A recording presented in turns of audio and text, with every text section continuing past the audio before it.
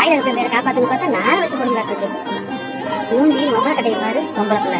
சரி ஓகே, அம்மா மாவு பாக்கெட் வாங்கி வந்து தோசை சொன்னாங்க, நான் போய் பாக்குறேன். என்ன வீட்டுல எல்லாரும் என்ன நினைச்சிட்டு இருக்கீங்க? உங்க அப்பா காசை வாங்கிட்டு போன் பண்ணா போல எடுக்க மாட்டேன்றான். நீ காசு வாங்கிட்டீங்க போது நல்லா இருந்ததா? இங்க பாருங்க, தேவையில்லாத பேசாதீங்க. அதான் அடுத்த மாசம் தரேன்னு சொல்றேன்ல. சோத்துல உப்பு போட்டு தான் திக்கிறீங்களா இல்ல வேற எதனால திக்கிறீங்களா? உனக்கு அவ்வளவுதான் மரியாதை. சோரிக்கின்னு பேசினால வச்சுக்காத. வயசுல மூத்தவர் கூட பார்க்க மாட்டேன்.